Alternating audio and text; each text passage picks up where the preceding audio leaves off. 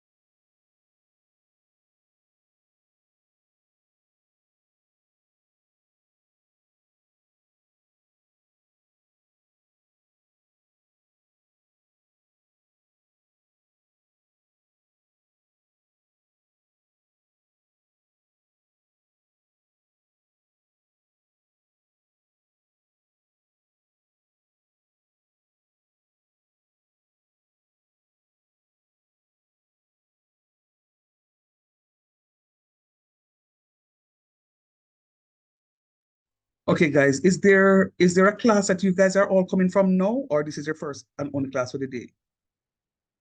Sir, we were supposed to have foods class, but it never kept, sir. So with the man them there and at 7 o'clock, 7 o'clock, I expect everybody for 5 o'clock. We can understand when they're not trickling, but when 7 o'clock come, you know, me expect people to do it. All right, what I normally do is I normally give a 15 minutes grace period, so I still have 5 minutes more. There are only 9 of you here, so let me let me wait another 5 minutes. Allow me to project. Allow me to project. Good night, Dericio. Allow me to project my the notes that I was doing last week, because we have those calculations to finish up, and then we have to now start studying those formulations. So let me project this in the meantime so you can look at it. So for those of you who are here early, you're not punished, and we can get some work done. Any questions for me in the meantime? Are you all okay?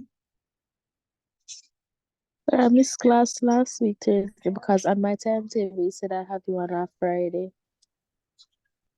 Are you doing Foundation Concepts 3?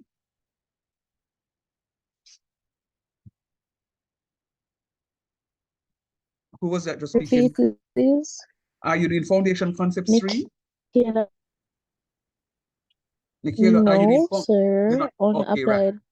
You're applied maths. Okay, I just asked because I wanted to find out if you were a business student as opposed to a tourism student, right? So again, the tourism students don't do Foundation Concepts 3.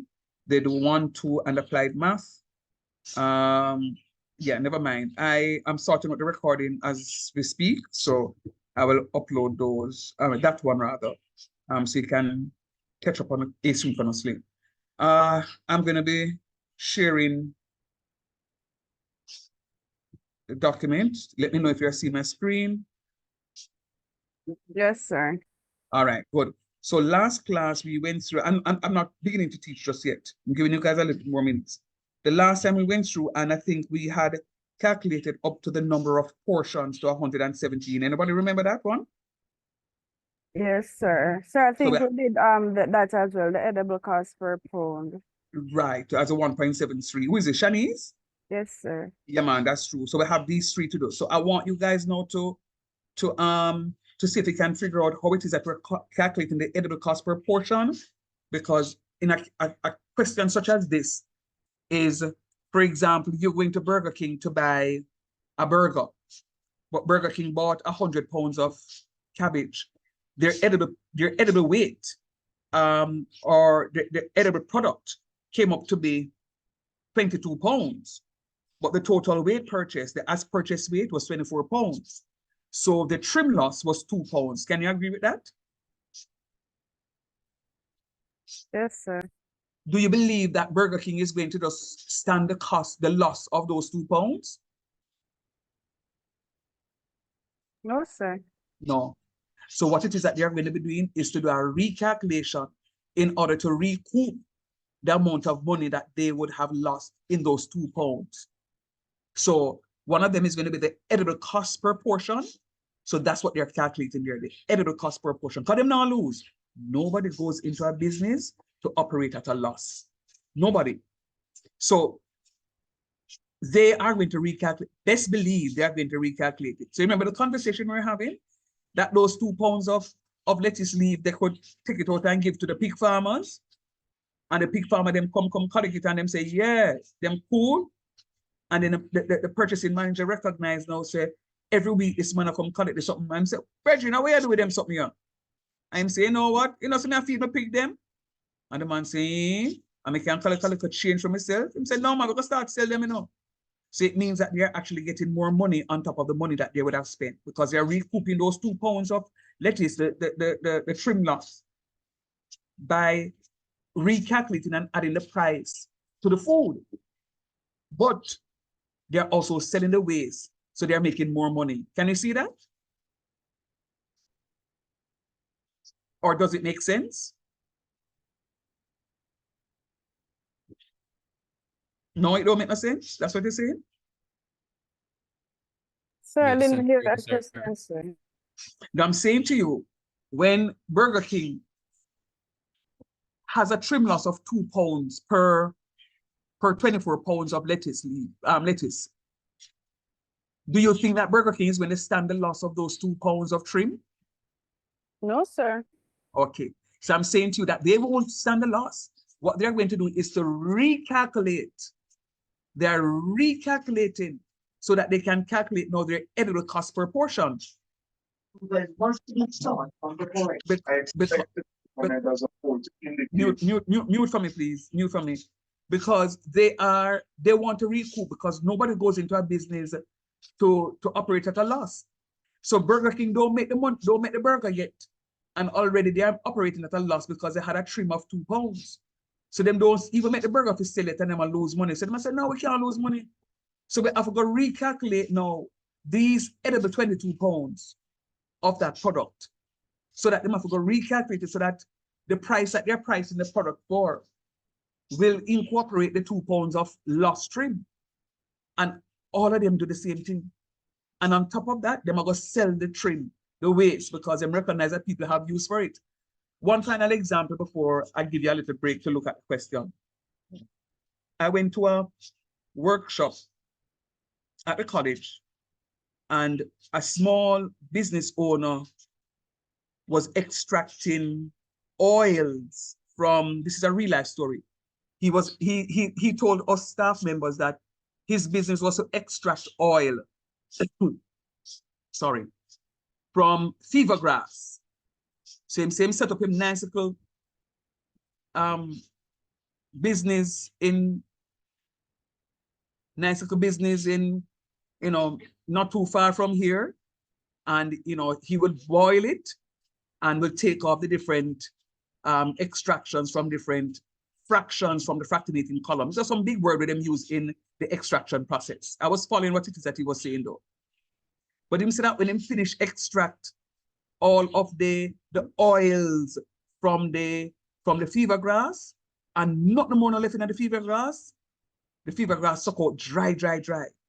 Him throw the fever grass out a door, out a gate, and he recognized from his office that every time him throw the fever grass outside there, is not the garbage truck that came to collect it. Is this man come with him little truck and him scrape up all of the fever grass. Him say, you know what, security. It's when the man that come again, ask him, where am I doing with the fever grass so he pick up? Security ask him. And the man say, no, say, a good something is to feed my goat and my pig them, and my cow. And I say, all right then. And the security man went back and told the boss man. And boss man said, really? And boss man said to the security, when him come again, tell me someone want to talk to him. Man come back again and say, no, say, the boss man want to talk to you. So him go inside to talk to the boss man, and the boss man say, here, plan. I'm not throwing out the waste product again, But if you want it, you can give me a little change for it, because I'm now selling it. And the pig farmer, cow farmer, goat farmer say, all right, tell me a price. And the man tell him the price. And he say, all right, we can meet it. So here's the plan. Every such and such a time, I will come and collect the stuff. And the small businessman say, okay, fine. So the small businessman said, guess what? Me win 2 times, because me not have to pay garbage truck to come collect my waste anymore, because you're a business, so it's commercial, so you have to pay to come and collect your waste. So you don't have to pay the garbage people them for come collect that waste anymore, because him have somebody else to come collect it. And while that person is collecting it, he's getting paid to throw away his waste. Does that make sense? And a good business strategy that. Yes, sir. Yeah, man. Sir. So this is exactly what most of these businesses practice. And when you go to in the industry, you'll recognize that this is what is happening. So I'm going to give you 5 minutes to see if you can figure out this 32 cents and this 1.095 and the 0.230 for these portions, and then I'll come back to you.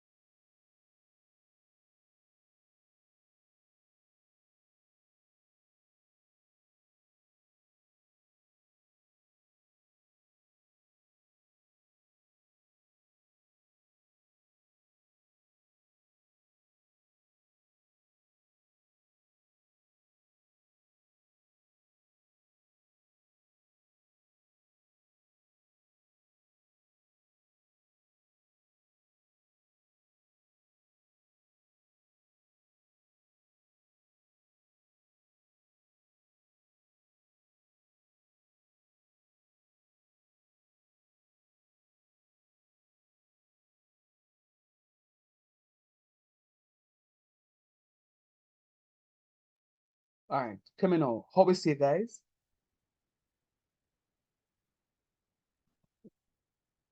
Are we understanding what is happening? You know, many people talking about something, you know, I don't like the fact that me I talk to and me have to repeat myself like 2 or 3 times because I now talk to the teacher. Hey, how Sir, not may I going? get that one there, sir? You don't get that one? No, sir. All right, don't worry So about it's it. the purchase cost divided by the trim loss. Um, sorry, say it again. Purchase cost divided by the trim loss. Okay, so for which one, mom? You said edible cost, No, man, we're trying to find the edible cost proportion. and it is the edible cost portion is 0.32. Mm-hmm. So So it you purchase it for 1.58 per pound, mm-hmm. and out of that pound, you have 2 pounds that is loss. So something like that. No, man, I don't want something like that. I want the exact something. Talk to me. I want the exact something. Sorry, I Talk. don't know if explain it. What me know say in a All day right. we Ash, stick up in right here now. Stick up in. And one of the things that I want us to understand together is, and I'm creating that environment. I'm creating that environment for my class. I don't want anybody to feel like when them a talk about in a class, no make no sense and them sound like idiot. No, not in this teacher class. And I don't want you to come and give me a half answer neither. I want you to tell me. You are saying we're here to learn. And what it is that we did last week was not last week. Yeah, last week was a beautiful conversation by me just projecting this thing that you're seeing on the board and students coming up and figuring out what to do. And they did it very well. So I want to ask you, you said that you did it and you got the you got 32 cents, $0.32, 32 cents. I want you to tell me, because already in class today, you know, we're going to still use this diagram that you have. And then now I'm actually going to go through the actual calculations with you. Because to be honest with you, I have not shown you any calculation yet. I've not done one bit of calculation with the class. True or false? True, sir. Yeah, man. It's me just project it and say, figure it out. How we go about it? And every time I do this and I do it like this, you are able to figure out and it remains with you. So I'm going to ask you the question one more time. So in order to get that 32 cents, the 0.32, what do you think must be done in order to get that 32 cents? You're saying that you divide the asperger. Ashley, we're going. Ashley. No, Don't sir, mute. I'm right here. I had it on my phone, so I'm just trying to find it back. Oh, no, it's stream mute. That's why. I'm here, sir. All right. So tell me now, dearest. Um, tell me what you think we need to do. And anybody else who wants, when Ashley is speaking, want to help Ashley out, feel free. And if you don't get it, it's not a problem. So I won't cussing out. That's not my style. Because today, I'm going to actually show you how we do each calculation. And I want you to make notes. I want you to make notes. Just like when you're learning Pythagoras' theorem and you're learning all of them wonderful stuff, the quadratic equation and them something there.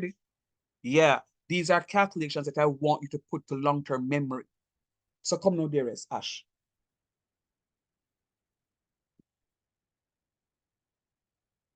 Does anyone else figure it out? You want to help out Ashley while she looks for it?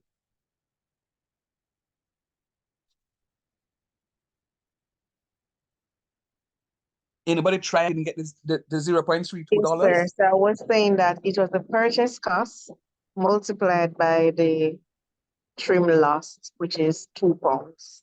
But if I'm what is the purchase cost, Ash? 1.58. Okay, so you got 1.58 and then a 1.58 times the 2.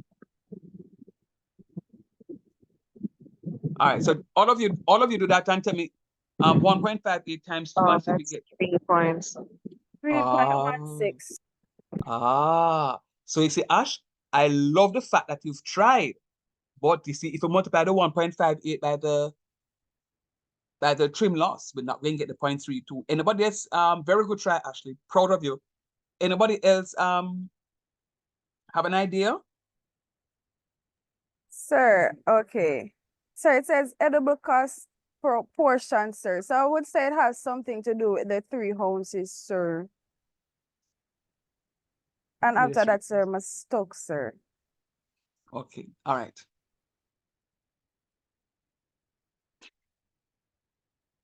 Remember, I said to you, listen to me, one must follow teacher now. Remember, I said to you that when Burger King buys the 24 pounds of the lettuce and 2 pounds, they buy the 24 pounds of the lettuce and 2 pounds is in trim. So the edible weight is going to be 22 pounds, don't it? Yes, sir. Yes, All sir. right, good. Sir. Good. Do you think that when they are doing their calculation, they're going to say, Choya, I spent $38 on this stuff. How am I going to get the calculation? How am I going to get to price the stuff? So you are now trying to get the edible cost per portion. So yes, we know that we have 3 portions, 3 ounce portion. We know we have 3 ounce portion in a chance. We have 3 ounce portions. But how many portions do we have? 117, sir. Mm-hmm. So how are we going to get the edible portion, the edible cost? No. Remember, you know, based on this, what was this again? Based on this green beans, you know, which are 3 ounce portion servings, we know we can sell it. How many times can we sell it, guys? 117, sir. 117 times we can sell it. 117 times. So when Burger King are going to make the burger, them know say 117 burgers, them are going to make out of the 24 bags of whatever it is. So we know say 117 burgers can make from the one bag there. So, and again, let me just pause, because when you understand what it is that you're doing with the calculation, it makes life so much easier for you. Work with me.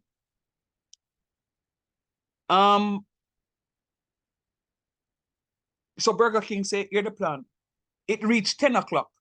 Them are close 11 o'clock. But them run out of, all right, it's 10:30. And them are close 11 o'clock. Them run out of lettuce. You think say Burger King will go bust one whole bag of lettuce at 10:30 if we go make 2 small in the line or 3 small in the line if we go make burger for them? Yes or no? No, sir. No, sir. What am I going to tell them, say? Run out of lettuce, Yeah, sir. them run out of something. Them run out of something.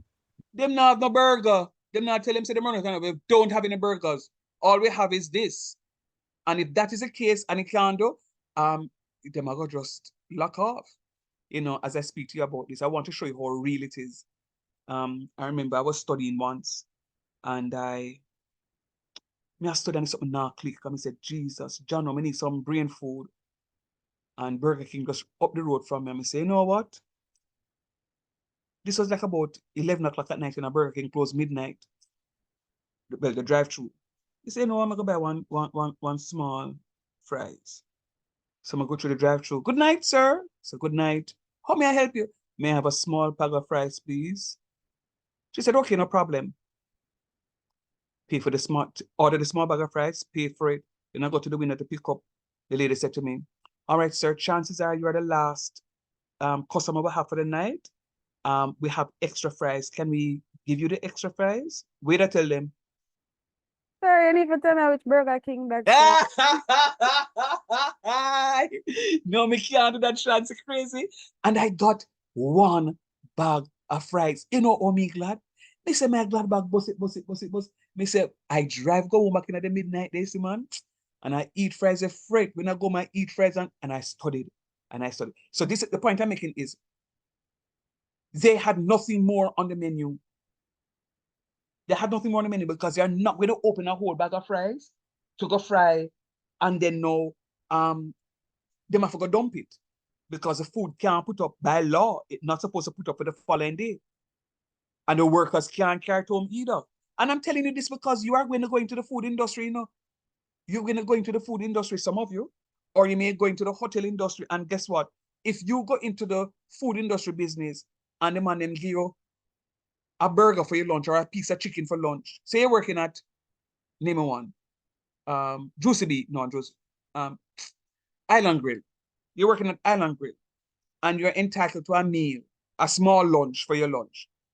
And then you start eat the lunch, but the customers them start roping one big bus a school picnic come.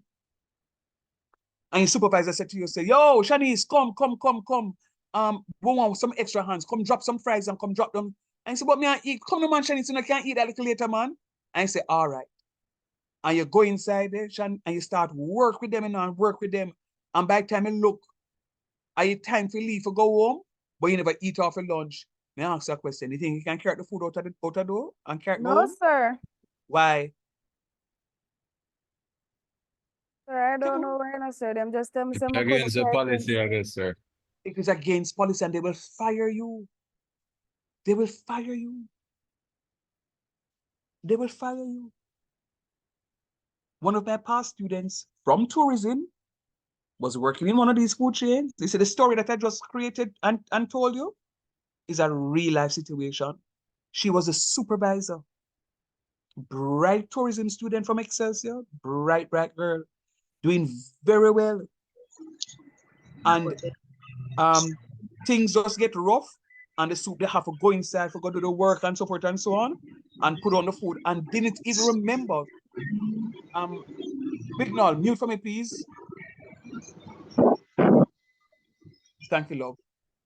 And didn't remember that the food was in there 279458.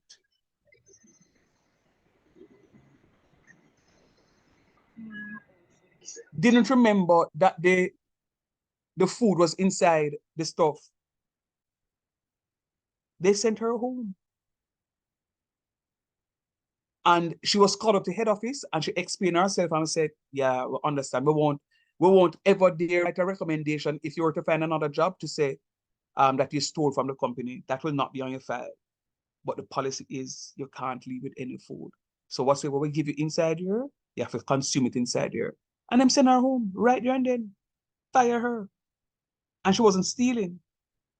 She was actually giving the company money because it's her contractual lunchtime that she gave up in order to do the stuff. So there are some things that you have to know. So the point I'm making is, them not going to go make no loss, yeah? Now, so they're not going to open another bag. So you know that every bag of lettuce that you open, I am going to get, or green beans, we could stick to the question, green beans, you're going to get 117 portions. How much the bag cost? Or the green beans? $38, sir. And I'm trying to find the edible cost per portion. We're trying to find the edible cost per portion. Wait, me go do. Sir, I think you divide the portion size by the number of portions, sir. No, because you already do that division in order to get the 117. Remember, so we did that already, you know, and get 117. No, you don't remember that? Yes, sir. Yeah, man. Sir, Try. wait, sir. Okay. You're going convert the 22 pounds to ounces, sir. And I think you're going to get 352, sir. And then you divide that by the 117, sir. Do that time to me you get. 0.33. All right. All right. You hold on to that. We're going to come back to it. We're going to come back to it. All right. Let me not keep the suspense any longer because I don't want you to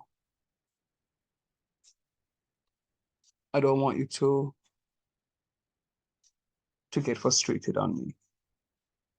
All right. So this is what I want you to look at. Takes 2 minutes. Water break for me. 2 minutes. Coming back in 2 seconds.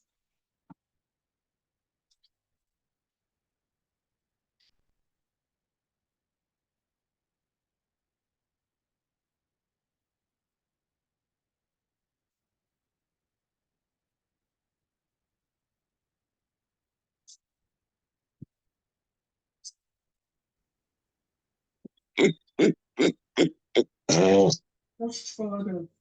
Who is that? Sir, sorry.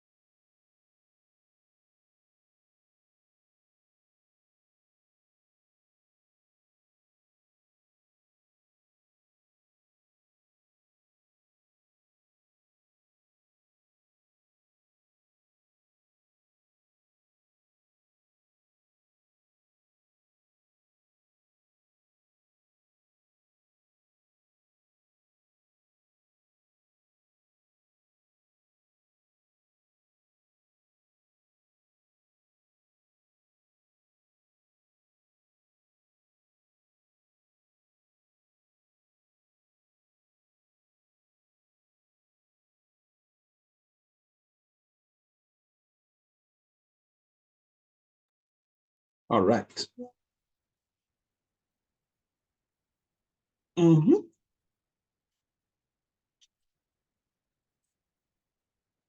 Okay. So let's go. Hoping and trusting that you guys are fully engaged and ready to work. This is big people something. Also hoping that you guys have your writing implements out because I want you to write. I will tell you Yes, sir. because I will tell you when it is that I want you to write and what to write. Now, so let's go. So in order to calculate the as purchased cost per pound, it's going to be the as purchased cost over the as purchased weight. Now, let us go back. Remember to do the as purchased cost per pound. It's going to be the as purchased cost over the as purchased weight. So the as purchased cost per pound, if I bought 10 pound or something, I'm going to say 10 pound divided by how much my pay fee. True or false? True, sir.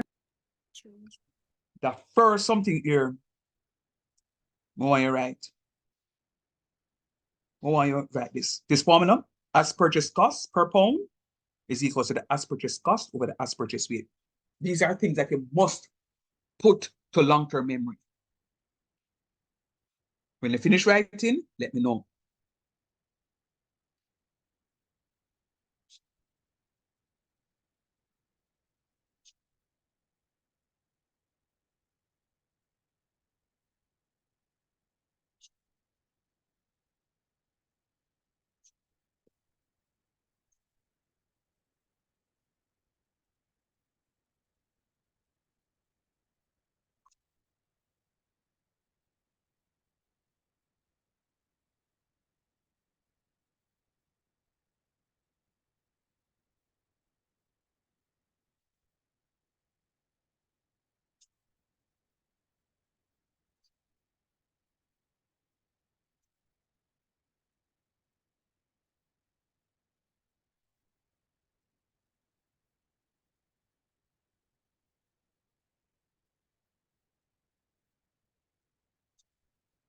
Hold on there. No, right, that's it.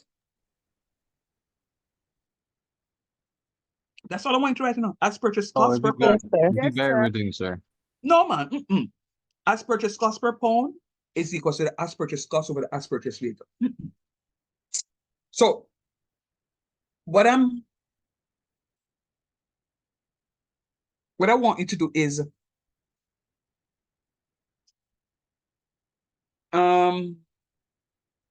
I'm teaching you how to do this stuff.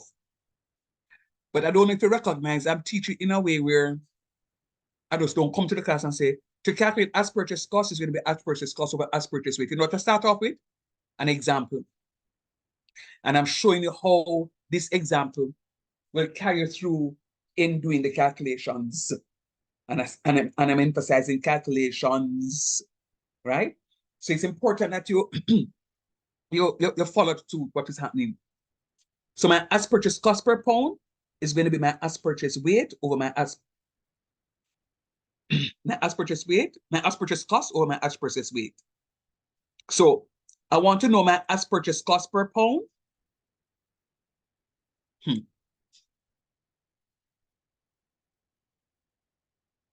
Let me show you a trick. Don't blink. If you're driving, pull over.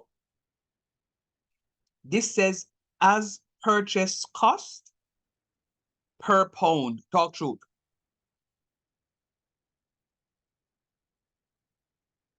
Yes, sir. Yes, sir. Which one called first? As purchase cost. It went at the numerator. Which one called last?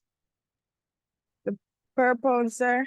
Per pound. And per pound is in the weight. Talk truth. Yes, sir. So them say as purchased cost per pound. The as purchased cost will have to be in the numerator.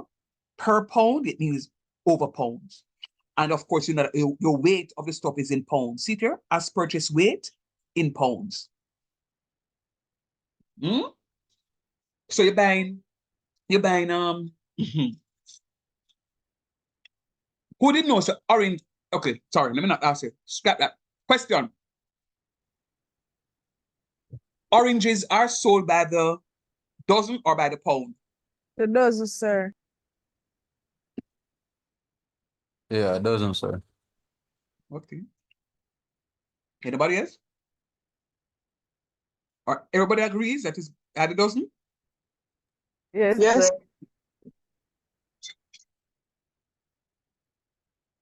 Anybody think otherwise? Or everybody agrees it doesn't? Dozen orange.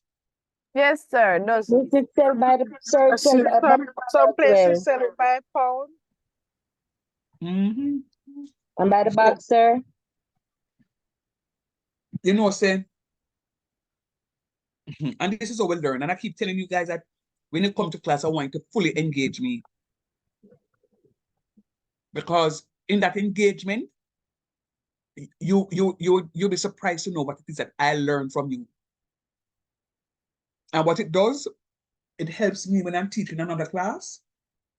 The added knowledge that I got, best believe I'm going to use it. So I went to the market some time ago, and I said to the people them, I was going to use an adjective that starts with T and end with F. Tons, sir. Tons. Teeth. So hear them now. I said to the lady, how you sell oranges? Grandma said to me, say, 400, 600, and 800. I say, Rockstone. That means them look one there for 400. But hold on there. How are the $600 one there? Where the $800 one there? Because the one of them look like the same something. So I say, let me see the $600 one now. And she started to cut a size. Then I see she took up some marbles. So I say, Auntie, them they're not $600 now. Them the one that for the 400. Auntie gave it to me. She give me good and proper man on Saturday morning there. She said, Master, oranges are not sold by the dozen. Oranges are sold by the weight. And when me give you all of the big one them, me I go lose. I say, where get that foolishness from about orange sold by the weight? She say, yes, the weight never buy the oranges by. And then I stood up downtown and I was like, oh, that's why when I go to supermarket and buy the true juice orange, sometimes I get some big one in there and sometimes I get some little one inside there. Oh, because all of the bags them have the same weight. So that's why them come in different sizes. So you know, so sometimes you will get a true juice bag with 8 orange in there or 10, but the next bag have only 6. Anybody recognize that? Yes, sir. I mean, Yes, let's pick up the sir. bag with more in this, sir. Yeah, but the one being took with more Chinese are going to be smaller than the one with the bigger ones. Sir, I know, sir. Because indeed, I believe the lady when I stood up there and I was like, that's why when they go into the supermarket and look on the true juice orange them, and those of you who never recognize, when next you go to the supermarket, look at it. The oranges weigh this, they have pretty much the same weight.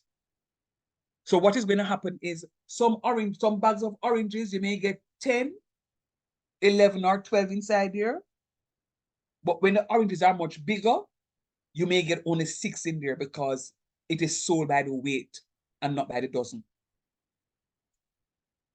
Trust me, I learned something that Saturday morning, and I was always wondering why Teeth in True Juice get some bags of liquid. So just like Shanice said, me always scoop through and look for the bag with the bigger one, I mean, with more oranges in there. But it's not more oranges, it's actually the weight. So what I'm saying to you is, in order for me to find the as purchase cost per pound, I have to look at the as purchase cost, how much I pay for the stuff, divided by the weight. All right? So that's what that one is, as purchase cost over that. And then I'm going to tell you now that once the product is broken down into edible portion and waste, the edible waste percentage for the separation of the product can be determined. We can do that afterwards, and we're going to see that a little later on in the stuff. All right. Any questions regarding that one so far? No, sir. No. Let me tell you something again. It's when I teach. I mean, stop and say, if you don't understand, and I don't get an answer from you, but you know, if you don't understand, we're going to have problems. When I ask if you understand, I want you to be honest with me, brutally honest. Allow me to find another way of explaining the matter to you. Because when I fail my course here, when I teach students who fail. So if I 15 I wanna do the exam, the 15 I wanna go pass. So you have to be brutally honest with me so I can know what is happening. All right. So you said no, so I'm moving on. So the edible yield percent represents a part of the product that is reusable, that is usable. The edible yield percent is going to be that portion that is usable. So the percentage yield here, when I bought 24 pounds of green beans, that would be 100%. But to calculate my yield, what I have to do is find out the trim loss and then calculate my edible product, the percentage of it. So in this case, when I cut and carve and do this stuff, I'm losing 8.3%. My edible product is going to be at a 91.7%. So what I'm saying to you here is the edible yield percent is the part of the product that is usable. If the chef or manager maintains quality standards when purchasing, the edible yield should remain fairly consistent. Let me say that one more time, and I'm going to ask you, based on what I said to you last week, if you agree with this. If the chef or the manager maintains quality standards when purchasing the edible yield should remain fairly consistent. Explain that sentence for me, please. Somebody, anybody. Sir, excuse me, can you just repeat it for my benefit, please, or probably the others? Please. Repeat what? The question? What you just said, please. I'm just saying, if the chef or the manager maintains quality standards when purchasing, the edible product should remain fairly consistent. May I ask you, Tracy, what do I mean by this? If you are the purchasing manager, yes, sir, for Iberia Star, and I'm saying to you, if you maintain quality standards when you're purchasing your stuff, the edible yield percent should remain fairly consistent. What may I say? Okay, sir. You're saying that if we purchase quality goods and support, we will not have a lot of trimming and cutting from our products. Okay. Let me put it another way.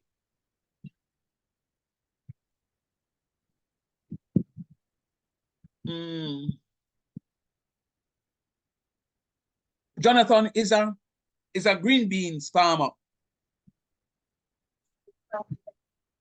And I bought 24 pounds of green beans from Jonathan.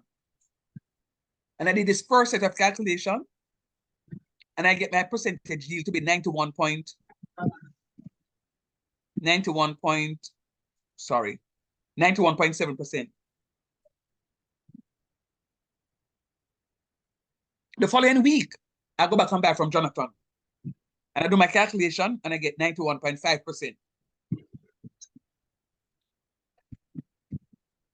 The next week after that, I buy from Jonathan and I get 91.6%. I said, what? And the fourth week out of the month, I say, yo, Johnny, send me 24 more pounds now. And I calculate it and I get 91.4%.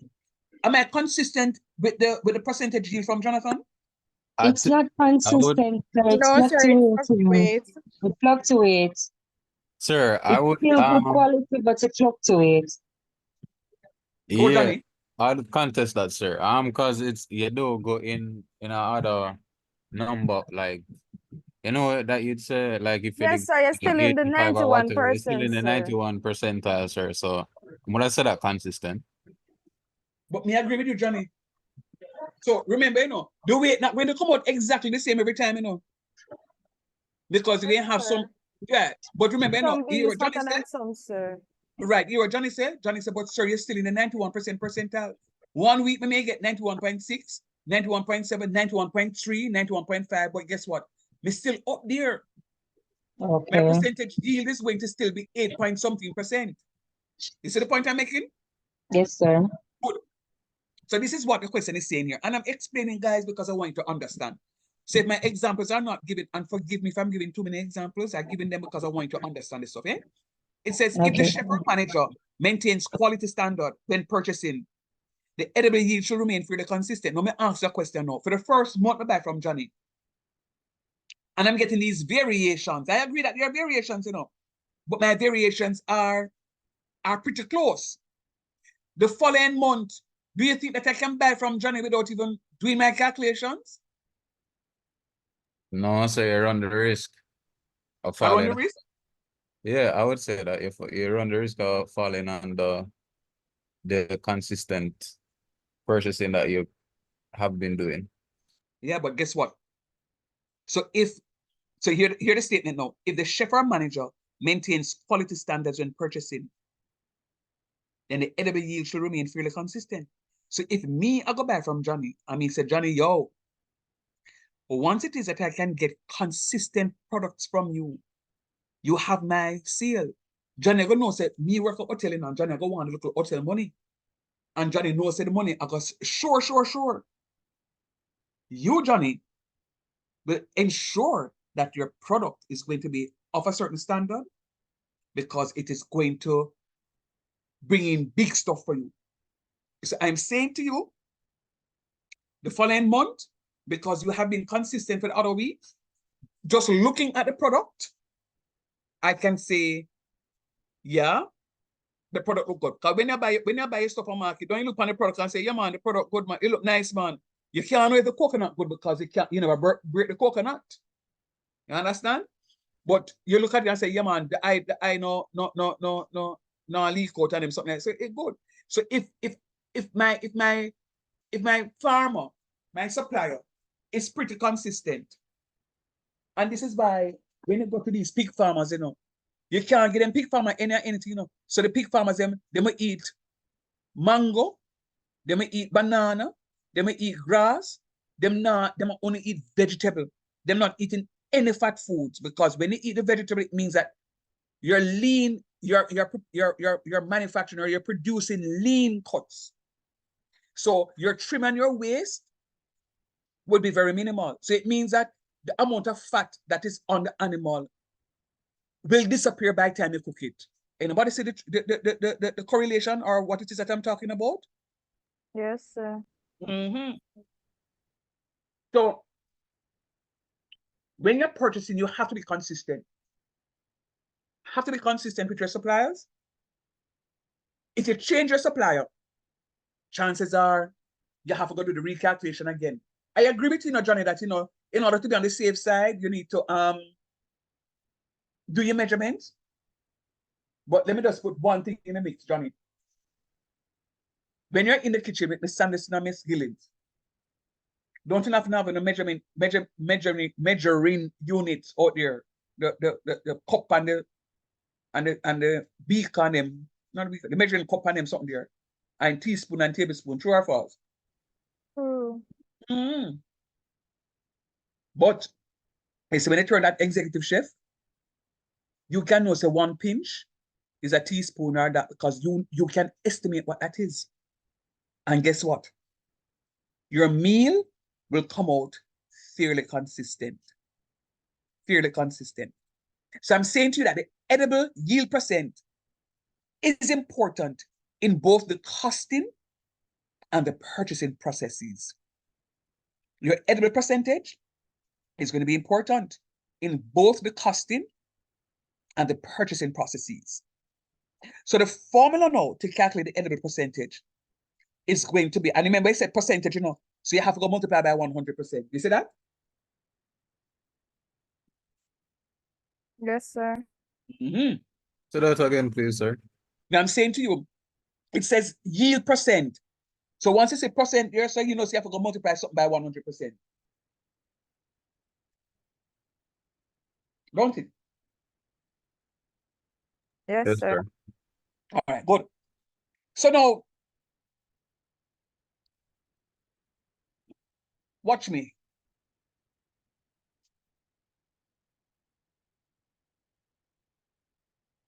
Me give you one test out of 20, and you get 16 out of 20. How much percent that? Sir, so like 80%. And you're right. That's 80%. How you calculate it? Sir, 16 times 100 divided by 20, sir.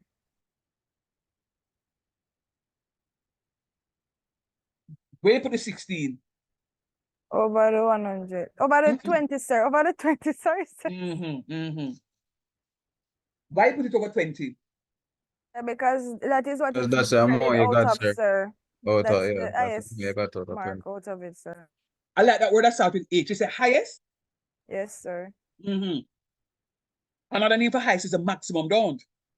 Yes, sir. Watch this. Watch me, all of you. Guys, make sure you're watching, you know. The as purchase weight is going to be the maximum weight that you purchase, don't? Yes, sir. And the edible weight is what it is that you'd have done after trimming and stuff, don't? Yes, sir. So it's after you trim the food stuff and you get your edible weight, you're going to divide it by the total weight times 100% to get your edible yield percent. So if when you do this something, my edible weight was 22 pounds. It's going to be 22 pounds divided by the 24 pounds of my buy times 100%. So if them ask you to calculate the edible percentage or the edible yield percentage, remember say, when you're asked to calculate the percentage you get in my math test, me give you 15 questions. The maximum mark you can ever get on that test is 15. Can you get 16? No, sir. No, sir.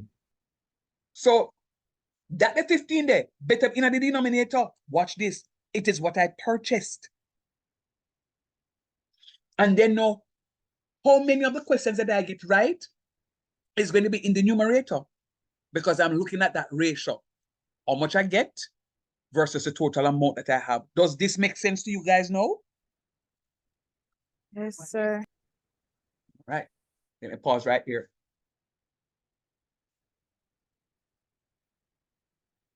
Are you understanding when I teach and what I'm teaching?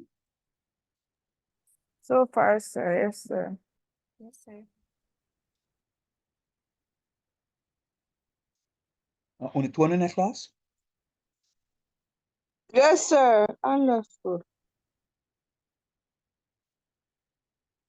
Yes, sir, understand. Loris, you understand?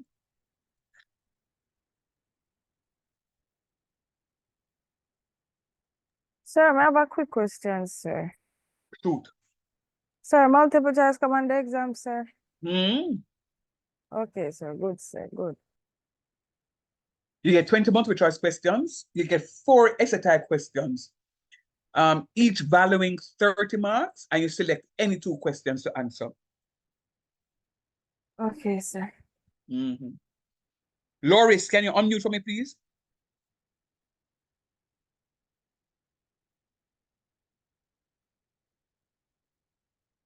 Dakers.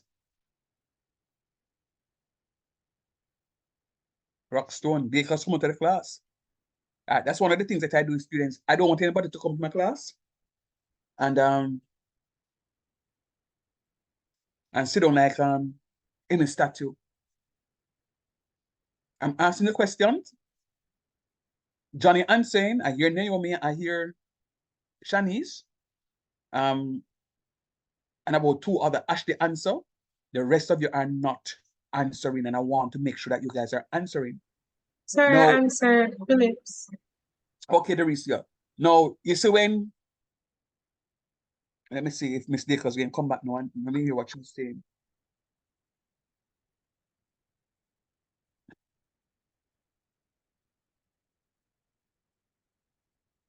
Miss Dakers or Mr. Loris, female. Dakers, unmute for me, please. Yes, sir. Good Are you night. good night. Are you understanding? Yes, sir. I am understanding some part of it. I am actually recording, and the part that I don't understand, I'm trying to work it out and try to send it to you, but I'm following everything that you're doing. Okay. I want you to speak and answer me in class as well. Hear me? Loris? I don't know if you heard me. You heard what I said, Loris? Let me Yes, just make a- sir. Yes, Okay, yes, sir. okay, I heard okay. you. Okay, good job. Yes. Good job. Yes, sir. I was having some problem with my device. I heard you, was unable to respond to you, so I had to leave the meeting and And rejoin. come back. Got you. Sir. All right. But I said I'm following through, I'm Nice. following through what you're doing, so I'm making judgment as to what I don't understand. Then I'll make a note and share for you. But for now, I'm on. Great. that And I'm happy for that. I'm happy for that. All right. Thank you, my love. All right. Because you can mute. I was one of the practices that I find with students is that when you call upon the students leave the class. So I was commenting on that. But hear me out now, students. My general statement to you is, last semester I was working with some tourism students. I don't know the correlation. Well, I do know. But one of the things that I find, and I'm undoing that process this class here. It's the last time I taught this course was, I think, 2010. You guys will pass my course. You guys are not going to fail. You have to speak up in my class. You have to speak up in my class. I want to hear you. Me not gonna say, Lord Jesus, I don't want to hear from you. No, that's not me. I want to hear from you. So yours is a responsibility to let me know if you are not following. If you are not following, it is my responsibility. Please, students, I'm asking you. We have to change how it is that we learn. We have to change how it is that we come to class and participate in these online sessions. You can't sit behind the microphone and do all you please and don't learn a thing. All right, let's go. All right, so I think I would have explained the edible yield percent in its entirety. Let me just read something here for you. So as indicated in the breakdown in the case of the green beans, the case of green beans was not 100% usable. The chef needs to separate the waste from the edible product in order to determine not only how many portions the case of green beans will yield, but also to be able to determine the true portion cost. Let me press pause right this. So you remember I said to you, when Burger King buys your bag of lettuce and them get 2 pounds of waste, I asked the question, does Burger King absorb that loss? And your response to me was what?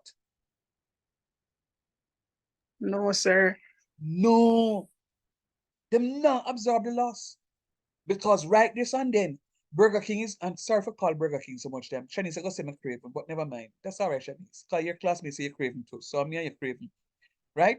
So the truth of the matter is, them not stand up on the loss. Them not take the loss. Them are gonna make sure them pass it on. Them are gonna pass it on. Watch me now. Watch me carefully. It says here, let me find the sentence right. The chef needs to separate the waste from the edible product to be able to determine not only how many portions. So Burger King not gonna just want for me to say, hey, we can only make 117 burgers out of it. That's not the only reason. They also must be able to determine the true portion cost.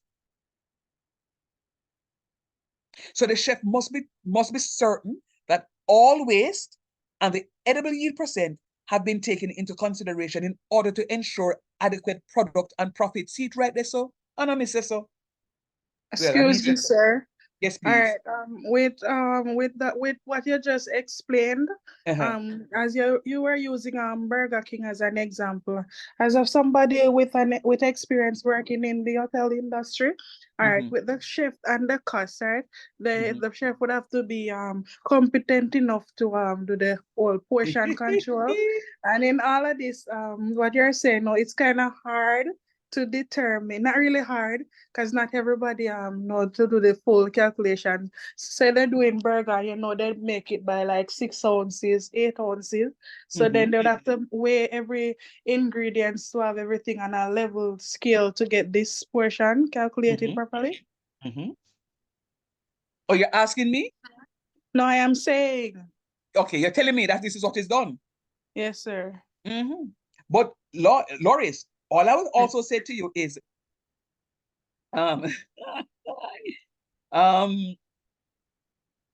not last Heroes Day weekend. The Heroes Day weekend before. Oh Jesus, when that start again? Heroes Day is what?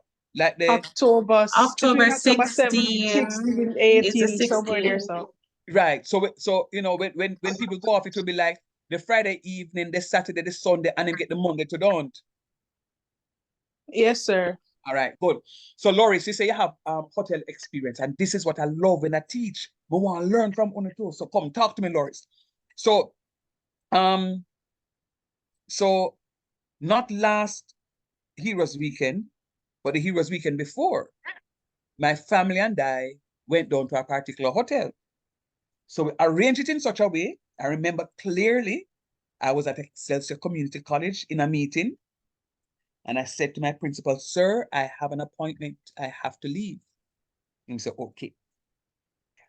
We drove down and we got to the hotel the Friday afternoon. We there the Saturday. It's by the Sunday morning, we couldn't get any omelette with bacon because the man them run out of egg. The man them run out of bacon. And we stand up and so some of the hotel workers them can't keep them out, them old fridge. And Mr. Brethren, he said, after me have my ice pan a little omelette this morning. Him say, "Top man, management are listening, because we tell management for buy X amount of something and them never pay with no mind and at that amount them buy and it done from yesterday. I would tell them and them say them not buy no more." Me say, "What you say?" Him say, "Real talk." Me say, "Okay." Loris, why I Yes, told you sir. that is because sometimes, and you may be right. The chef or the manager may not know how to do the calculations. But what you need to do is you need to say to the front desk, and that's why when you're working in the kitchen, you can't just work in isolation. You have to work with front desk and say to front desk, "How we stay? Who are gonna work at front desk now?" Naomi there front desk. Naomi can say, "All right, we have full occupancy, we're not full tonight, Friday, but by Saturday afternoon, we're going to go to full occupancy. Now, me and you who work at the place know how many rooms we have. Then you can say to you, say, "Boy, we have 580 guests." So you don't even know, say, "Okay, 580 guests. This is what we have on the menu. Can we provide breakfast for the 580? You have to calculate it. Loris, if you don't calculate it, you can run into problems. I know what it run into problems. Let me tell you how it affects you. When me get up on me, say me want an omelette. And me can't get the omelette the Sunday morning because it run out from Saturday night. And Monday before me come back to my yard, me can't get no omelette. You see me I leave my reviews, me go leave and say, "Only don't go to this hotel because breakfast run out on you." What happens to the hotel thereafter? All right. What happened is that the client leave not pleased, and then the reviews, so they start losing customers. Thank you. Thank you very much. And this is where I want the class to go. That's exactly what is going to happen. So they're going to lose customers because they're going to say, "Yo, but I waste no money got a place here, called full place. They might talk about 5-star, a 2-star place, that man. Don't even go nowhere, go to the stuff." So whereas I get your point, Loris, I'm also saying that it's very important that when you and Amoy and Angelina and Ashley and Derisia and everybody else in the class come to my session class and know for the stuff, you can say, "Boss man, just give me a pen and a paper. Let me show you how the something go." And you show the boss man what it do. An example, all right. We know Mhm. that a whole chicken, we Mhm. get 8 pieces, and if you use the back, you can get 10 pieces. Mhm. Right? All right. So we say if I'm catering for 100 persons, right? Mhm. Then we know we use 15 to 20 pound of rice because we're catering for a spill. Mhm. Like anything can happen. True that. And the boss come in and say, "Yeah, where's the goods?" I'm Mhm. talking of first-hand experience. Mhm. You're wasting the goods. Cook only 12 pounds. The Mhm. event happened and 150 person turn up instead of 100 person. If we go give them crackers.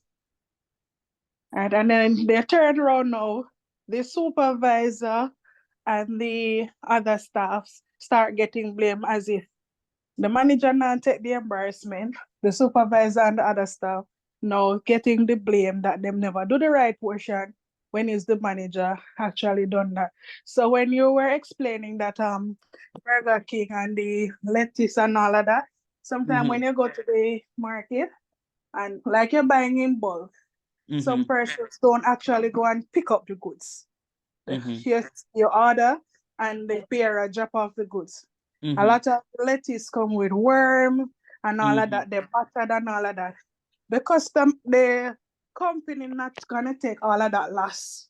All right, stick up in, Loris. Stick up in right there, sir, because that's the exact point I was making, my love. That's the exact point I was making. Let us read that line one more time. It says, if the chef or manager maintains quality standards when purchasing, the edible yield should remain fairly consistent. No, what is not consistent is based on what you are saying is who you buy the lettuce from. So somebody may go on market, go buy the 24 pounds from somebody, and then the following week them go buy from somebody else. I am saying, remember I use the example with Johnny. Remember I use the example with Johnny. Me is not. Sure. Me is not. Whatever. You know who it is? Hello. Hello. Alicia. And I bet if I ask her about my match, she not answer me. And she not pay attention, so she have one old conversation with herself and somebody else. So, Loris, what I'm saying to you is, based on what you are saying to me just now, love, is that one of the workers them go out town, go buy something. Chances are, him buying the lettuce from every and anybody else where him can find the lettuce. So it is not consistent. It is not consistent because you remember when I was talking, Loris, I used Johnny as an example to say that because I know Johnny and I know Johnny's product. And then Johnny was saying, no, sir, you still have to calculate it. And I said, no, you don't have to calculate it because if you are consistent with what it is that you're doing, chances are I'm going to get pretty much the same weight every single time. But if I buy from Johnny this week, the resale no me say, all right, let me go sponsor. Then I go to Jordan, and then I come to you, Loris. What is going to happen is there's no consistency there because I'm going to be buying from Tom, Dick, and Harry. No, sir. Another example, when you mention consistency, right? Then all right, in the hospitality industry, all right, so they have a lot of competitors, right? So you have some persons who are selling the goods for, like, so lettuce is very pricey. So they said like some persons like 400 a pound, 600 a pound. It depends on the season and probably availability. And I know somebody at the corner shop where go down a wharf, go buy it. And then get it logo, and I'm gonna get it for a lesser price. Most persons not gonna think about the customer. They think they say the customer is right and they're supposed to get the best good. They're thinking about profit margin. So I can get it for less. I might lose a little bit, like some of them might not so good, but then I am gonna save back some money, so them just pick up some goods. And that's the point. But so there's no consistency there. But you put another variable inside it, we have to also consider. Because if the man them a move from the Coronation Market down a town they so, and then after that, them have to go a wharf. Them have to go a wharf to go buy the something. That is going to be an additional cost. So cost is going to go up right there. So you know what is happening? Most times in most of these hotels, it's not the purchasing manager that actually goes out to do the purchasing. It is the vendors who normally come in to say, this is our stuff. And they have a particular day of the week that they're going to come in and sell the stuff. One final example before I move on. And this example hurts me to the core. The brown sugar that you have in your cupboard now, where was it made? In Jamaica? St. Thomas, sir. Guyana, I think. Okay, thank you, please, Loris. Naomi, me not know which St. Thomas. Must say St. Thomas, Guyana, yeah, talk. Because guess what happened? the sugar that Jamaica produces is high quality sugar crystals. High quality sugar crystals. So you know what happened? The sugar that we produce, I'm not talking about not talking about no blackening, I'm talking about nice golden sugar crystals. When you hold the crystals in your hand, you can literally see the cubes that the crystals are made up of. Pretty sugar. Those sugar crystals, those sugar that are manufactured here in Jamaica, they're exported. They are exported. We don't get that sugar to buy in Jamaica. It is exported. Why, sir? Because we can get more money for it. So say we export 100 pounds of sugar and we get $500 for it. Somebody may say, but sir, how we are going to get sugar in Jamaica? What we do now is to go and buy substandard sugar from somewhere else. So we sell good place our sugar for $500, but we can buy the same 100 pound of sugar from our next country, waiting on some nice like ours for $100. Right this and then we make $400 pound money, talk truth. Sir, Yes, sir. Mm-hmm. Go ahead. Laurie, you were saying something, love. just said yes, sir.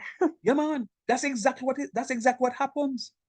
That's exactly what happens. It's when I'm traveling, I'll buy the little sachets of the Mountain Peak, the Blue Mountain Peak coffee, or I'll buy bottles of the Jamaican white rum.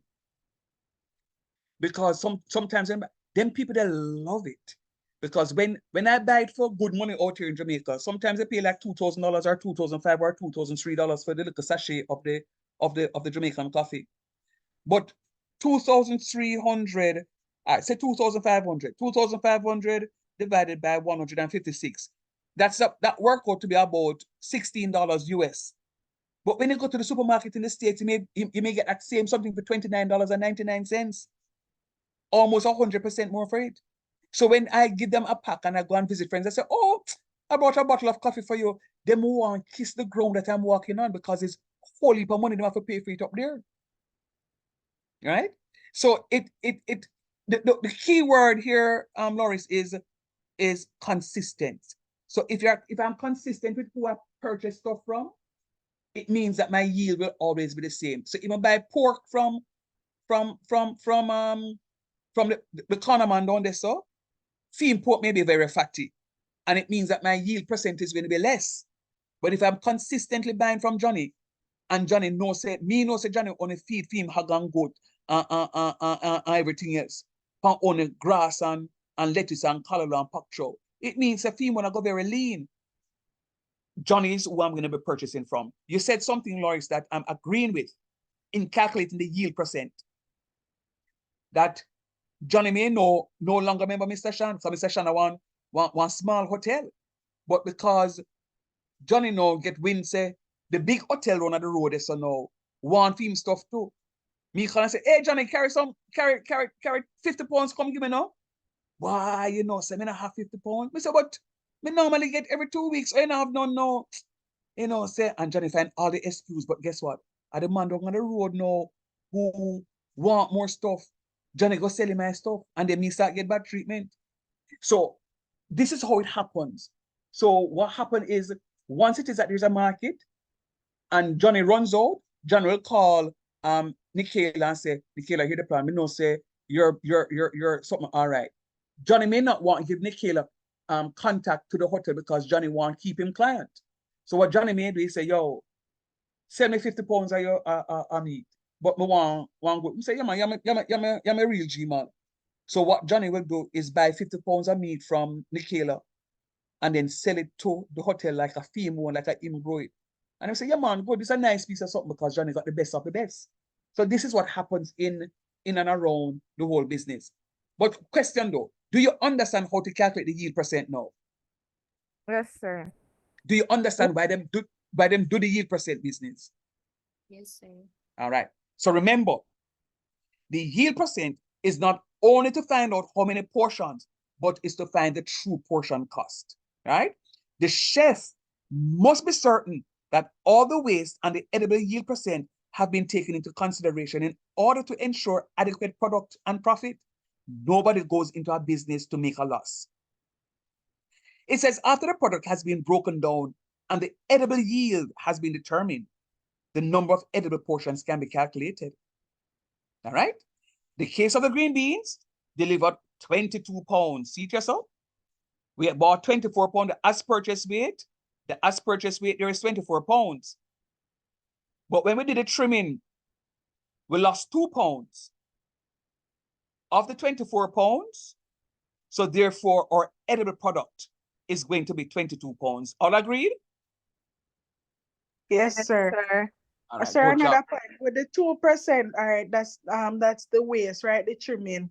All right, what would you consider that 2% that can be sold at a lower price to like the farmers who have the pig and all of that? Or you calculate that part of it. You don't put that as a miscellaneous, like say, all right, I know I didn't get it for the full price. I don't use the whole 24 pound, right? But I get it for a less. If I say it right, if I get a little change off of the 2%, so I'm not really lose that much because I still make a money off of it. All right. I don't want you ask me one hard question. I don't want to say it because I'm being recorded, but I'm going to say it because let me ask you the question. Let me ask you the question because maybe I can get the question out of you. Loris, you are the purchasing manager. Yes, sir. The company give you X amount of money to spend, and you bought 24 pounds of green beans. But then expect you to know, remember, you know, the big man, they have to employ you because the big man don't know how to do something like you know, for because you come to school to come learn it. All right? So the big man come and say, yo, me don't want to rat inside this, you know, hurry and take out the waste, man, go and dump it. But you know, in the factory, know, so you can get a sale feet. What do you think will happen? When them collect the money, who will get the money? Yeah, and the bar share it. Undercover, miscellaneous. All right. Talk truth. And I me say so, now you say it. Me just agree with No, you. it is fact. It is fact. It's Me real not, life experience. listen to me. You remember, you know, you see this teacher here? When this teacher come a class to come teach, you know, this teacher come a class to come teach where the teacher know. I mean, I tell you, that happened. Now, if it is you remember the case I was telling you about the man with the fever grass? That is different because a fee in business. A fee in business that. But it's the man who work in our major company, and all that is I am interested in. You have the waste, throw it out. I don't want no rodents and no rats and no none of this and them something coming in the place. Because when the health inspector comes, I'm going in a problem. So what gonna happen? They're gonna say, yo, Shand, make sure you come today. Come collect the bag, you know, because I have to dump it. Because say, yes, boss, me I go come, man. And when I come now, that the money now is between me and the person who trim up and whoever else in the little something, right? I'm not saying that it is a right thing to do, but it is what is happening now.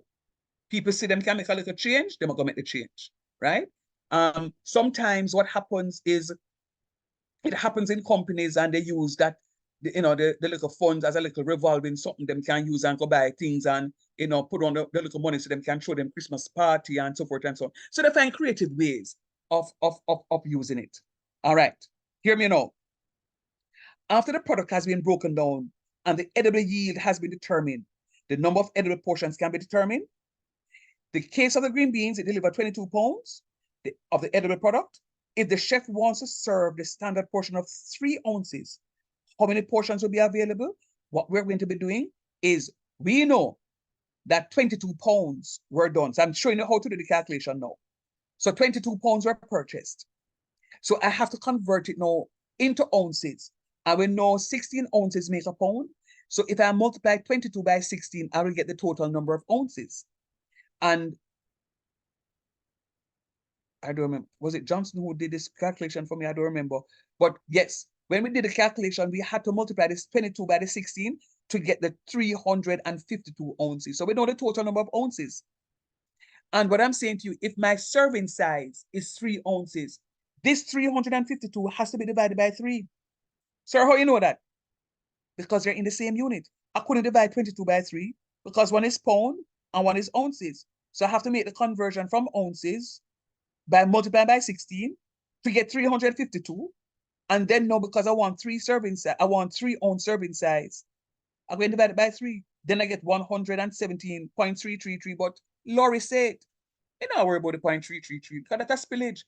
So when we are working at the kitchen, them supposed to get 3 ounces is 4 beans. By the time you take the tongue and I carry the 4 beans in or something, one of the beans them drop out. So I forgot go for another bean. You understand? So we have to make room for spillage. Not that we're saying that we're getting cause spillage, you know, but we have to make room for spillage. Am I making sense? Yes, Yes, sir. sir. Are you understanding? Jody and Mother still, you understanding?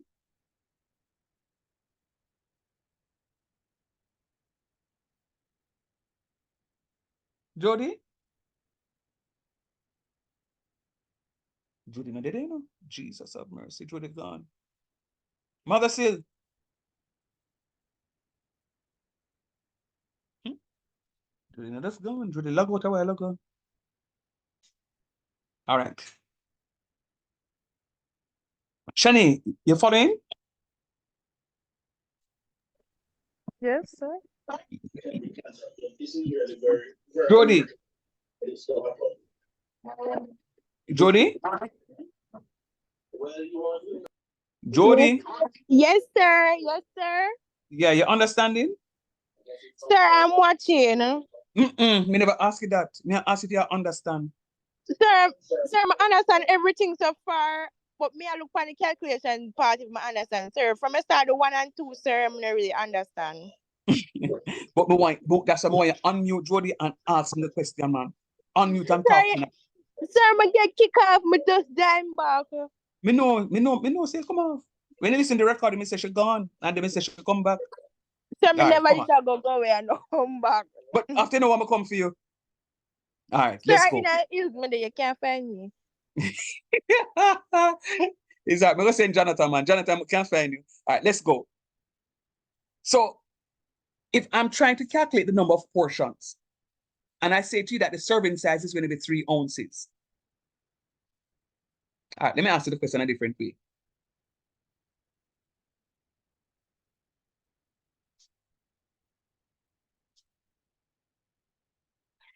If you're planning a wedding and the bride and groom says, yo, I want you to do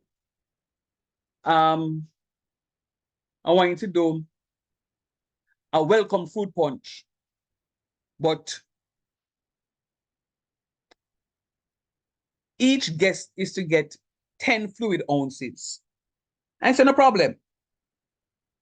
But when you bought the juices from True Juice, you got it in gallons. You bought it in gallons. In order for you to know how many bottles you're supposed to be serving, what do you have to do first? Sir, find out how much guests are coming, sir. Okay, and next?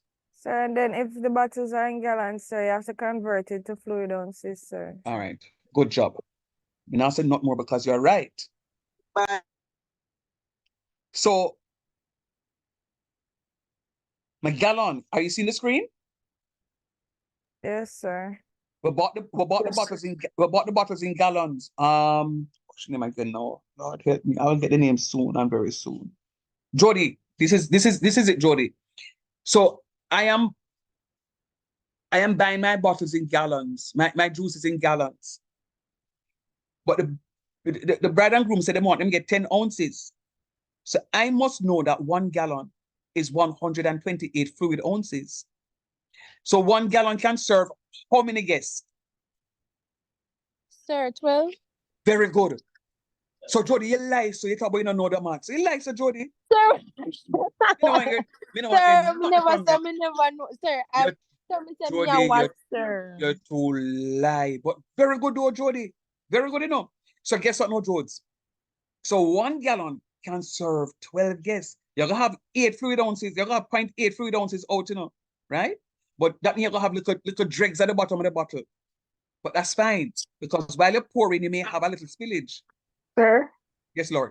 All right, you said 1 gallon can serve 12 guesses, but if you say you put ice, Yeah, or Jesus. you Yeah. can go 15. We do 12 to 15, sir. 12 to Loris, So with a point, Loris, they will leave 15 Loris, guests. Loris, I pray for you. I pray for you. That's why, you know, guys, when I go to Burger King and them place then I said, no ice. You know, that's what wicked people them do.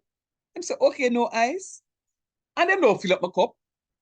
Them put the cup like 1 inch from the top. Because they might estimate where the ice is supposed to go.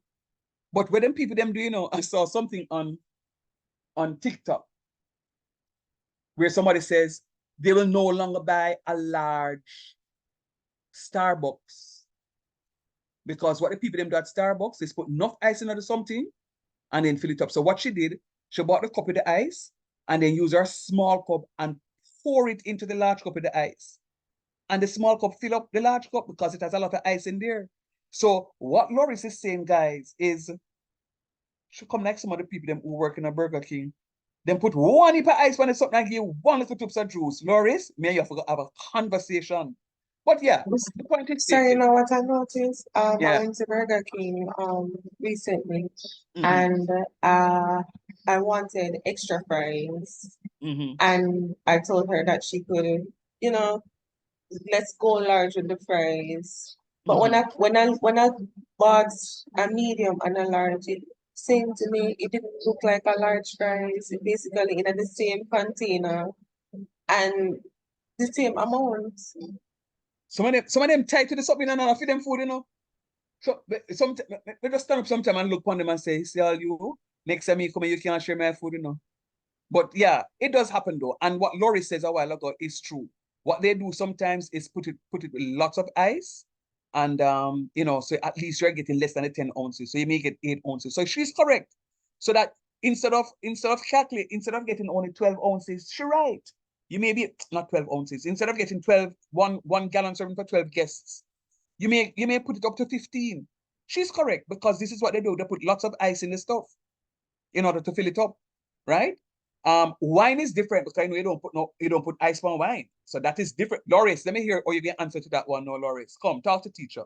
Okay, you're talking to somebody who actually is a culprit with it. So all right. So the wine, all right, a bottle of wine, right? Is supposed to serve all right, 5 guests, right? All right. So when we use it depends on the ounces again.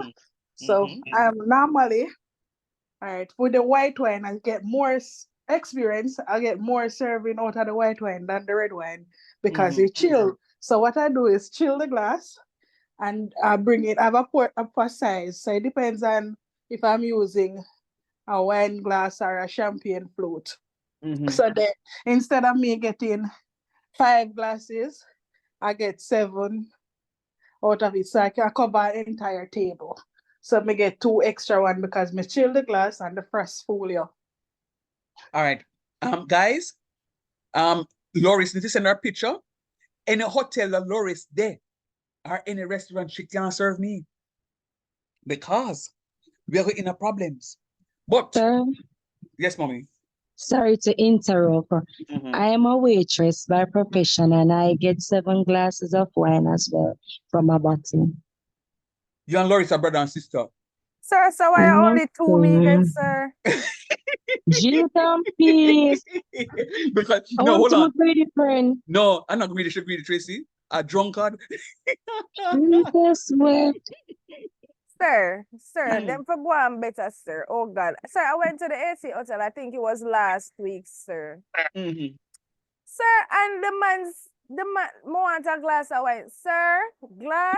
Sir, that look like quarter cup of wine, sir. May I say, oh God, for my $1,500, that could have buy me a bottle. You know, it is true, but why it's just how it goes. You know, this is a fun part of teaching when we hear the experiences and things. But you know, but let me tell you now, you see people like our Loris and Tracy, you know, promoters and hoteliers would have want them because I say no man, them know how to do the thing. So I call me no well, talk truth. All you know get only 2 out of that. Them gonna say no, pack up and go on because you know I make no money for me. Right? But very good, guys. I'm really proud of you. All right. So we would have done that. And we know now that we have to first convert it to ounces, and then having converted to ounces, we're going to divide by the number of portions. And the number of portions is going to be that. So remember now, if it's going to be more portions, you can get less.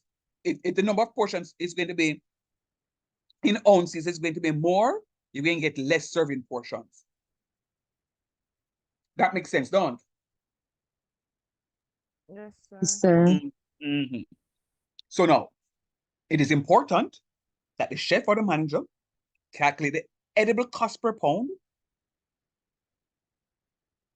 And this is how much each pound of edible product costs the food service operator to purchase when it is purchased as an as purchase form.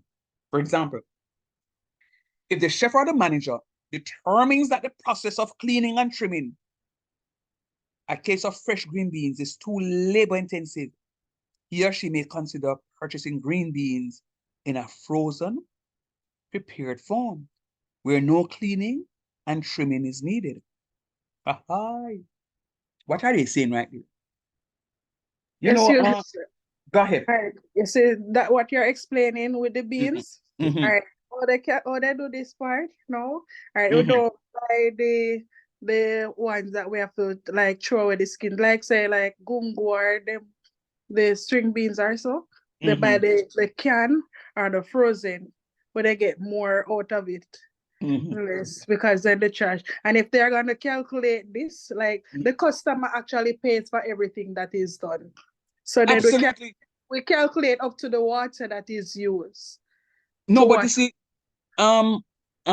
students, the very point that I've been making from the start of the class is what Laura's just saying. Don't believe, say, when you see the trimming, and that's what I'm saying to you, when them sell the waste, is extra money that they're making, you know. Don't believe, say, the company is losing. Oh no. Nope. Everything is being used. Every single thing is being used. Now, if you move up to the tin, the man them go put on the tin them and say, no, we use 100 tin a day. Scrap metal. So the man them have the tin them, and the man them who come to them buy the scrap metal, I say, yo, sell this. Them getting more money. Remember, you know. There are 3 R's that you need to remember in all of what we're doing. Reuse, recycle. What's the other one? Reduce. And reduce. Very good. So them what you can reuse, recycle, is when the man them sell out the something, and you have to reduce. You have to reduce the waste, because every hotel should have an environmental aspect or an officer there. How it is that we're going to reduce the stuff. I know this is a math class, but I'm going to tell you one thing, because I really want you to understand the full gamut of what is happening. So when I teach my students environmental chemistry, do you know that there are some hotels who, because they don't want to pay money for them to empty their sewage, that them make one secret extractor in the ocean and empty the sewage in the ocean? Anybody didn't know that? Yes, sir. And they recycle the everything there is recycled. So when they do all of that, the trash and all of those things, they use them for garden and all of that, and then Yes, the same water from the bathroom, it turn around water the lawn and everything. Anybody has ever gone to a place, whether in Jamaica or overseas, and when you finish using the bathroom, you have to throw the tissue in a different container? You can't put it in the toilet? Sir, I don't got them places, sir. But can I tell a secret? Them places their own. Those places are our own. So they tell you that when you wipe, you have to drop it in something, because all of that, guys, life is everything that you and I are enjoying now is recyclable. It came from something sometime. The clothes that you wear, oftentimes you don't even know it is recycled fabric. The water that you drink, the purified water that you drink, chances are recycled water that is for potable use. I'm not asking, I'm telling you. I'm telling you. Real stuff. So that's how life is. All right, let us read this, do this last part of it. And guys, remember, I'm really hoping that you're understanding. After today's class, I'm going to generate some questions and I'm going to send to you just for practice. And we're going to do some work. So what I'm saying to you now, so if it is too labor intensive, yes, we can purchase the stuff in tin, so we know that 100% of it, when we're looking at it, is going to be used instead of having to clean and trim. And remember now, 6 of one, half dozen of the other. Because if I have Naomi and Shanae and Shanice and Shariki on a table trimming, remember, it's not just the money that I pay for the beans, you know. I have to also take into consideration their payments that I'd have to use now. Because I remember, you know, and them cook it, you know. You know, when you go into the hotel place to work or in a major kitchen or whatever it is, that you have people who just, all their job is just to cut up seasoning. Some of them is also wash plate. Some of them is to prepare the food in terms of edible and waste. Anybody know that? Yes, sir. Mm-hmm.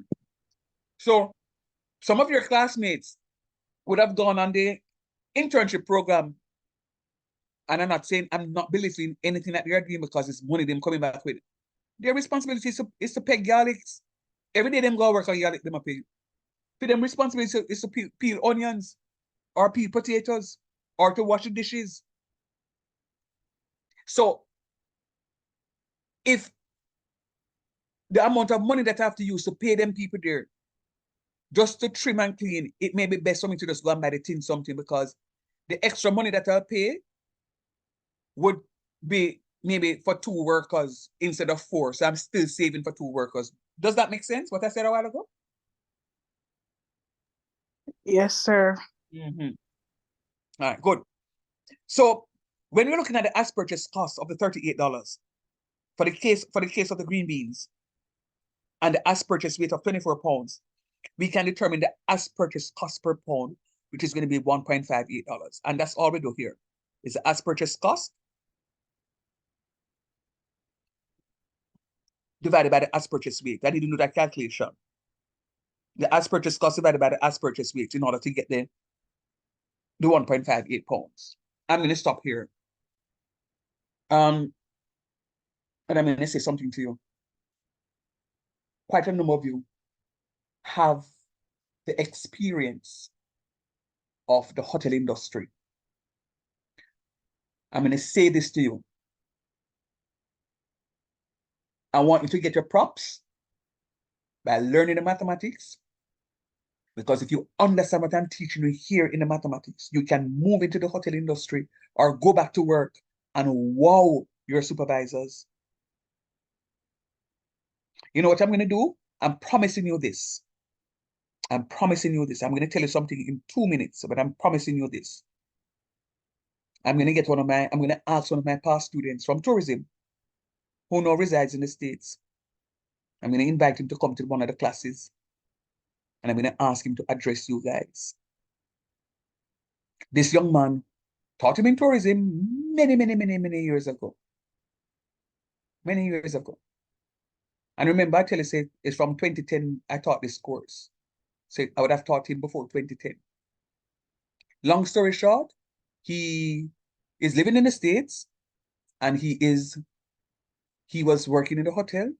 He was the assistant housekeeping manager. Black boy, white people them never like him.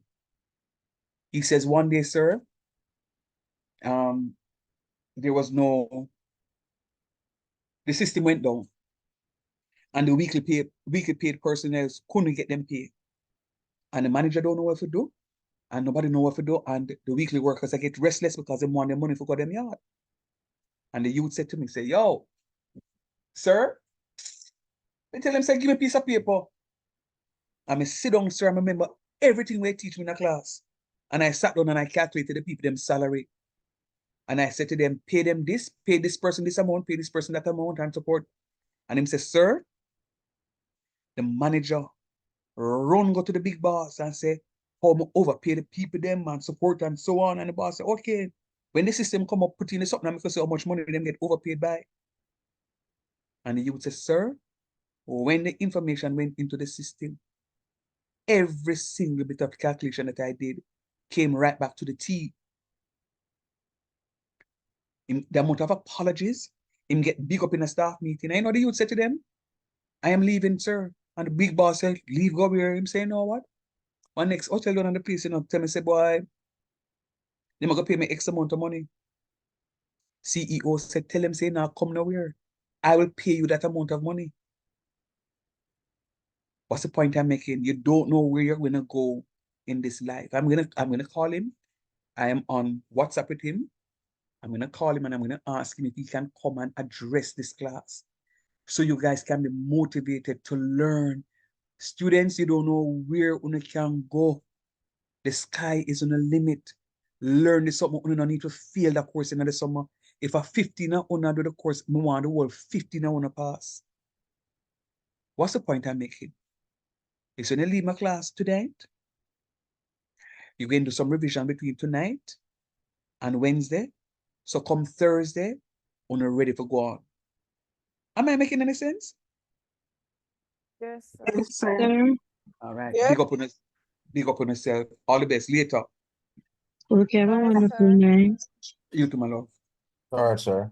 Easy, Papa. All right, sir. Good night. Bless up. Bless